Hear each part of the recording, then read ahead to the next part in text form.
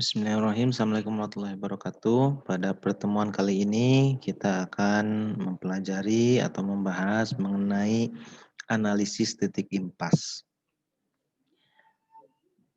Nah, analisis titik impas itu biasa disebut dengan BEP atau analisis peluang pokok atau juga BEP atau break even point gitu ya. Sering disebut juga analisis perencanaan laba atau profit planning. Nah, biasanya ini digunakan bagi perusahaan untuk mengeluarkan produk baru, gitu ya. Jadi analisis tinggi pas ini eh, digunakan perusahaan untuk melakukan eh, profit planning atau perencanaan laba. Nah, tujuannya atau gunanya analisis titik impas ini digunakan untuk mengetahui pada titik berapa hasil penjualan itu sama dengan jumlah biaya atau pada titik berapa perusahaan itu tidak mengalami untung dan juga tidak mengalami rugi.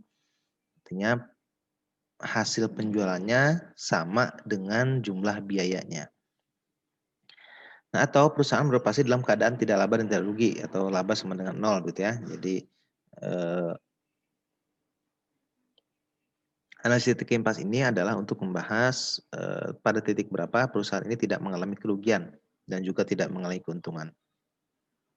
Nah, informasi yang diperlukan dalam penentuan BEP itu yang pertama adalah tingkat keuntungan laba yang ingin dicapai dalam satu periode. Nah, ini juga penting karena untuk mengukur nanti eh, berapa laba yang diharapkan sehingga nanti muncul harga dasarnya begitu ya. Kedua, besarnya kapasitas produksi yang tersedia atau yang mungkin dapat ditingkatkan. Yang ketiga, jumlah biaya yang harus dikeluarkan, baik biaya tetap maupun biaya variabel. Nah, biaya-biaya ini penting didapat dari hasil analisis karena memang nanti untuk menentukan berapa biaya yang keluar untuk satu satuan produksi dan nanti berapa jumlah produksi yang mungkin dilakukan agar perusahaan ini tidak mengalami kerugian dan juga tidak mengalami keuntungan atau biasa dikenal dengan titik impas itu. Nah, tujuannya adalah yang pertama untuk mendesain spesifikasi produk. Yang kedua untuk menentukan harga jual persatuan karena memang sudah ketemu titik impasnya, maka kita sudah bisa menentukan harga jualnya begitu ya. Kemudian untuk menentukan jumlah produksi atau penjualan minimal agar tidak mengalami kerugian.